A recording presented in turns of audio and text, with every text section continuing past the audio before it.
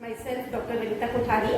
मैंने अपना जो पहले वीडियो था उसमें आपको बताया था वो de Broglie's idea of matter waves, और हमने डी ब्रॉगली इक्वेशन पढ़ी थी। कौन सी equation? Lambda equals h upon m v, यानी किसी भी पार्टिकल के लिए जो तरंग उसकी तरंग दैर्ध्य है वो उसकी मोमेंटम के व्युत्क्रमानुपाती होती है। आज हम पढ़ेंगे हाइजेनबर्ग अनसर्टेनिटी प्रिंसिपल, यानी हाइजेनबर्ग का अनिश्चितता का सिद्धांत। ओके, तो आप चाहो तो इसकी डेफिनेशन लिख लीजिए। इसकी डेफिनेशन ये है कि किसी भी इलेक्ट्रॉन के लिए, किसी भी इलेक्ट्रॉन मूविंग इलेक्ट्रॉन के लिए उसकी एग्जैक्ट पोजीशन और उसकी एग्जैक्ट मोमेंटम या वेग कह दो, एग्जैक्ट मोमेंटम, या ये कह दीजिए उसकी एग्जैक्ट वेलोसिटी को डिटरमाइन करना पॉसिबल नहीं है। Okay, it is not possible to determine the exact position and exact momentum of a moving electron, है ना। क्यों? कोई भी कोई घूमेगा तो हम उसके एग्जैक्ट मोमेंटम, संवेग और उसके एग्जैक्ट स्थिति की गणना नहीं कर सकते, right. Suppose del X is the uncertainty in position, चाहे ये स्थिति की अनिश्चितता, okay, and del P is the uncertainty in momentum, यानी संवेग की अनिश्चितता है। तो according to Heisenberg, the product of uncertainty in position and product of uncertainty in momentum should be either equals or greater than h upon 4 pi। Got it? यानी कि स्थिति की अनिश्चितता और संवेग की अनिश्चितता का जो गुणनफल है वो h upon 4 pi के बराबर हो या इससे अधिक हो। Okay, we know that momentum is equals m upon v, यानी जो संवेग होता है वो होता है मास इनटू वेलोसिटी, या हम कह सकते हैं p इक्वल्स डेल v, यानी डेल क्या हो गया बताइए? जो सब वेलोसिटी है, जो वेग है, उसकी अनिश्चितता को हमने क्या कहा? Del v, right. तो हम क्या कर सकते हैं? Del x into del v into m is either greater और equals to h upon 4 pi. So this derivation may be written as this one, h upon 4 pi m. This is nothing, this is the Heisenberg's uncertainty principle, है ना। Heisenberg का अनिश्चितता का सिद्धांत है। Okay, अब ये सिद्धांत आप ध्यान से सुनिएगा, इसको समझने की कोशिश करिए कि हमने क्या बोला कि ये स्थिति की अनिश्चितता है और ये वेलोसिटी की अनिश्चितता है। ओके, अब इसको समझने के लिए हम करते हैं, दो ऑब्जेक्ट लेते हैं। एक सपोज हमने ले लिया जिसका कि मास कम है। ओके, तो हमें आराम से क्या याद होगा? इलेक्ट्रॉन। हम इलेक्ट्रॉन को आराम से याद कर सकते हैं। क्यों? क्योंकि इलेक्ट्रॉन का मास क्या होता है? कम होता है, राइट। अब दूसरा हम ले लेते हैं जिसका कि मास ज्यादा हो। इसमें आप एग्जांपल ले लीजिए, जैसे बॉल, है ना, क्योंकि उसका मास ज्यादा है, या कोई भी पैदल ले सकते हैं, कोई भी पत्थर ले सकते हैं, क्योंकि उसका भी मास क्या होता है? ज्यादा होता है, राइट। अब आप देखिएगा कि अगर मैं मास कम लेती हूँ, गॉट इट? देखिए, अगर मैंने मास कम लिया, what will happen? Uncertainty will increase, अनिश्चितता बढ़ जाएगी। Got it? यानी अगर कोई चीज छोटी है जिसका कि मास कम है तो उसमें अनिश्चितता बहुत ज्यादा होगी। तो मैंने क्या लिखा? Uncertainty is more.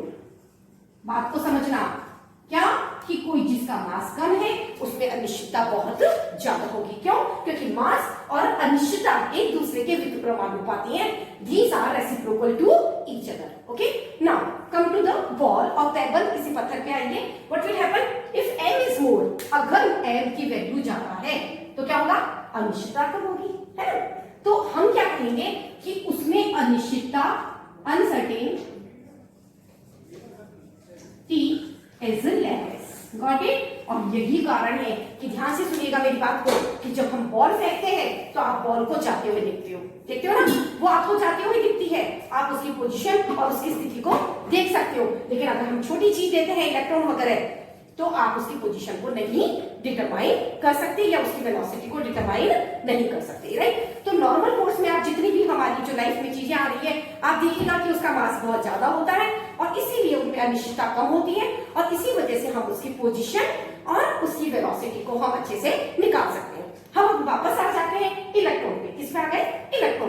ओके, तो हम इलेक्ट्रॉन की अगर बात करें तो हमारी बात इलेक्ट्रॉन के लिए क्या हुई कि अगर, क्योंकि उसका मास बहुत ही कम होता है तो उसमें अनिश्चितता बहुत ज्यादा होती है। यहां तक क्लियर हो गई आपको बात, है ना, क्योंकि मास कम है तो अनिश्चितता ज्यादा है। अब अगर दूसरी बात ध्यान से सुनिएगा, क्या वर्ड बोल रही हूं मैं कि अगर मास कम है जैसे इलेक्ट्रॉन, ओके, क्या बोला इलेक्ट्रॉन, तो अनिश्चितता ज्यादा है ना। अब अनिश्चितता दोनों तरह की है, किस किस की बताइए, स्थितिका की अनिश्चितता है और वेलोसिटी की भी अनिश्चितता है ना। अब अगर किसी वजह से मैं डेल एक्स की वैल्यू को बढ़ा दूं, ध्यान से सुनिएगा, क्या वर्ड बोला मैंने कि मैंने डेल एक्स की वैल्यू को बढ़ा दी, यानी मैंने अनिश्चितता को बढ़ा दिया, ओके, तो आप क्या कहेंगे बताइए, डेल वी की वैल्यू क्या होगी, कम होगी। ये बात आपको समझ में आई या नहीं आई? क्या, क्यों? क्योंकि इसका जो दोनों का प्रोडक्ट है it should be either equals और greater than h upon 4 pi constant, है ना। तो मास तो मैं यहां नहीं कर रही हूं, मास तो मैंने क्या इलेक्ट्रॉन बोल दिया आपको, है ना। देखिए इलेक्ट्रॉन के लिए अनिश्चितता ज्यादा है ना। अब अगर मैं डेल एक्स का मान बढ़ा रही हूं तो डेल वी का मान क्या हुआ, कम हुआ ना।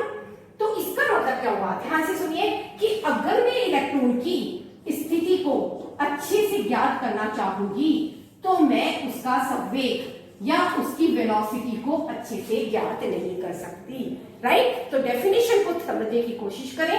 डेफिनेशन क्या कहती है, simultaneous determination of exact position and velocity is not possible. अगर हम इलेक्ट्रॉन की स्थिति को ज्ञात करना चाहेंगे तो उसकी वेग में अनिश्चितता आ जाएगी, और अगर हम उसकी वेलोसिटी को अच्छे से ज्ञात करना चाहेंगे तो आप देखेंगे कि उसकी पोजीशन में अनिश्चितता आएगी, राइट। अब इसके पीछे आप लॉजिक देखिएगा कि क्या इसके पीछे लॉजिक है, तो चाहे तो आप ले लें इसे under the heading explanation of the Heisenberg uncertainty principle, कि हाइजेनबर्ग अनसर्टेनिटी प्रिंसिपल क्यों है, इसके पीछे क्या कारण है, वो हम इसके अंदर ले लेते हैं, राइट। तो आप इसको एक्सप्लेनेशन को ध्यान से सुनिएगा, मैं क्या बोल रही हूं, एक्सप्लेनेशन, ओके। अब आप देखिएगा कि सपोज कोई पार्टिकल इस तरह से मूव कर रहा है तो आपको मालूम है हम जनरली क्या कहते हैं कि electrons are moving in circular path. Suppose ये इलेक्ट्रॉन है, ओके, ये न्यूक्लियस हो गया, ध्यान से देखिए, तो ये इलेक्ट्रॉन इस तरह से मूव कर रहा है, यहां मैंने ले लिया, ये इलेक्ट्रॉन मूव कर रहा है न्यूक्लियस के चारों तरफ इन अ सर्कुलर वे, ओके। तो आप क्या कहोगे, this is the original path of electron, electron का ओरिजिनल पाथ है, यहां से ये आ रहा है ना। अब मुझे इस इलेक्ट्रॉन को देखना है, सुनिएगा क्या वर्ड बोला, मुझे इस इलेक्ट्रॉन को देखना है, तो मुझे इसके ऊपर रेडिएशंस डालनी पड़ेगी। मैंने क्या डाले बोलो, फोटॉन्स डाले हैं, रेडिएशंस डाले हैं। तो ये रेडिएशंस क्या हो गए, इंसिडेंट फोटोन, यानी जो आ रहा है इलेक्ट्रॉन पर वो फोटोन है, वो लाइट है, राइट। अब क्या हुआ, ये जब वापस इससे रिफ्लेक्ट करेगी, ये रिफ्लेक्टेड फोटोन हो गए, देखिएगा परावर्तित हो गए। तो जब ये रिफ्लेक्ट करेंगे फोटॉन्स, ओके, तो जब ये रिफ्लेक्ट करेंगे तभी हमें दिखाई करेंगे। तो हमने यहाँ पे एक माइक्रोस्कोप लगा दिया है, यहाँ पर हमारी आईज है, हम देख रहे हैं जो रिफ्लेक्टेड फोटोन्स है उससे हम इलेक्ट्रॉन को देख रहे हैं। यहां तक आपको मेरी बात समझ में आई कि न्यूक्लियस चारों तरफ गोलाकार रूप से घूम रहा है, न्यूक्लियस के चारों तरफ इलेक्ट्रॉन गोलाकार रूप से घूम रहा है, ये इसका ओरिजिनल पाथ है ना। और इसको इलेक्ट्रॉन को इस जगह जाना था, तो मैं क्या बोलूंगी, बोलो एक्सपेक्टेड पाथ, उसको यहां जाना था गोलाकार रूप से, लेकिन मैंने बीच में क्या कहा कि मुझे उसके पोजीशन को लोकेट करना है, तो मैंने इसके ऊपर लाइट डाली, लाइट यानी फोटॉन्स डाले, है ना। तो वो फोटॉन्स जब रिफ्लेक्ट होकर माइक्रोस्कोप में आएंगे, मेरी आंखों में दिखाई देंगे, तो मैं उसकी पोजीशन को डिटरमाइन कर सकती हूँ, राइट। लेकिन यहां आप एक बात ध्यान से सुनिए कि अगर मुझे इसको देखना है, इसकी पोजीशन को ज्ञात करना है, तो जो मैं फोटॉन्स यूज करूंगी एच म्यू, उसकी एनर्जी ज्यादा होनी चाहिए। गॉट इट, इस पॉइंट को नोट करो। क्या वर्ड बोला मैंने कि अगर मुझे इस को लोकेट करना है तो इसकी एनर्जी क्या होनी चाहिए, हाई होनी चाहिए, और हाई एनर्जी अगर होगी तो लैम्डा क्या हो गया बताओ, लेस। गॉट इट, है ना, कि अगर इलेक्ट्रॉन की पोजीशन हमें देखनी है तो लैम्डा का मान क्या होना चाहिए, कम होना चाहिए। अगर लैम्डा कम होगा तो उसकी फ्रीक्वेंसी क्या हुई, ज्यादा होगी, और अगर फ्रीक्वेंसी ज्यादा हुई तो एनर्जी ज्यादा होगी, हम इलेक्ट्रॉन को देख लेंगे। लेकिन दूसरी बात सुनिएगा ध्यान से, व्हाट विल हैपन, अगर एक हाई एनर्जी का जो फोटोन है वो इलेक्ट्रॉन पे स्ट्राइक करेगा, व्हाट विल हैपन, वो उससे कोलाइड करेगा, उसके साथ टक्कर करेगा, व्हाट विल हैपन, इसकी पोजीशन बदल जाएगी, है ना, इसकी जो वेलोसिटी है वो चेंज हो गई और इसने नया पाथ ले लिया। This is the new path of electron, है ना। तो अगर आपने हायर एनर्जी की फ्रीक्वेंसी ली है, हायर एनर्जी वाली, जिसका कि लैम्डा का मान क्या हुआ, कम हुआ, तो उससे हमने इलेक्ट्रॉन को देख तो लिया, उसकी पोजीशन का तो हमने निर्धारण कर लिया, राइट। लेकिन उस हाई एनर्जी वाले फोटोन ने इलेक्ट्रॉन के ऊपर स्ट्राइक किया और इसी वजह से उसकी वेलोसिटी चेंज हो गई और उसने अपना एक नया पाथ ले लिया। यानी आपने एग्जैक्ट पोजीशन जानने की कोशिश की तो आप वेलोसिटी को एग्जैक्टली नहीं जान पाए। Got it. अब आप दूसरी उल्टी बात कर लीजिए। उल्टी कहूंगी तो आप ही बोली क्या कहेंगे, एक फोटोन लिया जिसकी एनर्जी क्या, लेस, जिसकी फ्रीक्वेंसी लेस, जिसका लैम्डा ज्यादा। बोलो क्लियर, तीनों बात उल्टी कर दी मैंने। क्या कहा, फोटोन लिया जिसकी एनर्जी कम, तो जिसकी फ्रीक्वेंसी भी कम और जिसका लैम्डा क्या है, ज्यादा है ना। तो क्या होगा, आप इस पे ऊपर डालोगे, है ना, तो वो आपको दिखाई नहीं देगा क्योंकि उसकी एनर्जी कम है।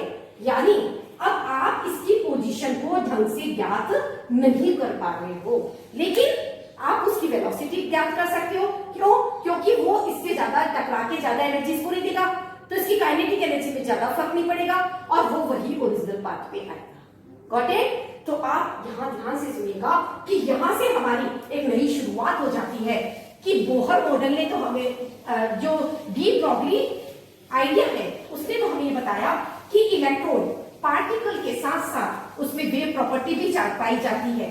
और बाद में हाइजेनबर्ग ने हमें क्या बताया कि जो अनसर्टेनिटी की प्रिंसिपल है उसके अकॉर्डिंग इलेक्ट्रॉन की हम एग्जैक्ट पोजीशन और उसकी एग्जैक्ट वेलोसिटी साथ साथ नहीं निकाल सकते।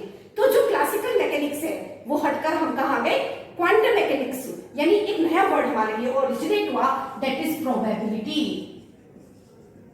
संभावना। अब हमने जो बोहर ने तो क्या कहा कि न्यूक्लियस के चारों तरफ electrons are revolving just like planets are revolving around the sun, है ना, क्लासिकल मैकेनिक्स कहती है। Now here is a new concept that is probability, that is किसी इलेक्ट्रॉन के पाए जाने की संभावना, राइट। और आप देख रहे हो कि हर समय इलेक्ट्रॉन जब भी आप उसको देखोगे तो उसकी पोजीशन आप लोकेट कर लोगे, लेकिन उसकी वेलोसिटी बदल जाएगी, राइट। तो हर बार सपोज आप उसको देखने की कोशिश करोगे तो हर बार एक नई संभावना होगी, राइट। तो आपको इस तरह का एक पिक्चर मिलेगा जिसमें आप क्या देखोगे कि एक पार्ट तो ऐसा होगा, सपोज ये न्यूक्लियस है ना, तो उसके चारों तरफ एक पार्ट तो बिल्कुल इस तरह से होगा जहां पर बहुत सारे डॉट्स आएंगे। आपने ये शेप एटॉमिक ऑर्बिटल का जरूर देखा होगा, देखा था ना। तो ये डॉट क्या बता रहे हैं, हमें इलेक्ट्रॉन्स की पोजीशन बता रहे हैं। और आप दूर की तरफ देखोगे तो ये डॉट्स की संख्या कम हो जाती है। Got it. तो यहां पर ये एक संभावना वर्ड हमारा आ गया और ये संभावना दैट इज प्रोबेबिलिटी, और एक नया टर्म हमारी ओरिजिनेट हुई जिसे हम क्या कहते हैं, ऑर्बिटल। क्या कहते हैं, orbital, that is atomic orbital. तो आप एटॉमिक ऑर्बिटल को कैसे डिफाइन करोगे, it is a 3 dimensional space around the nucleus. क्या, it is a 3 dimensional space around the nucleus where the probability of finding the electrons maximum, है ना। हर electron हमें क्या बता रहा है, उसकी पोजीशन बता रहा है। तो जहां डॉट्स ज्यादा है वह इलेक्ट्रॉन के मिलने की संभावना ज्यादा है। Got it. तो हम कहां से कहां मूव कर गए, जहां बोहर ने क्या बताया कि electrons are revolving around the nucleus in a circular path and give it the term orbit. क्या कहा था इसको, ऑर्बिट कहा था। हमने ये टर्म क्या ओरिजिनेट करी, हाइजेनबर्ग अनसर्टेनिटी प्रिंसिपल की बात, that is orbital. Got it. तो मुझे जहां तक मैं समझती हूँ बच्चों तो मेरी समझ में आया होगा। आप इसे ध्यान से पढ़िएगा और जो मेरा नेक्स्ट वीडियो आएगा उसमें हम फर्दर इस चैप्टर को आगे बढ़ेंगे। Okay, thank you so much.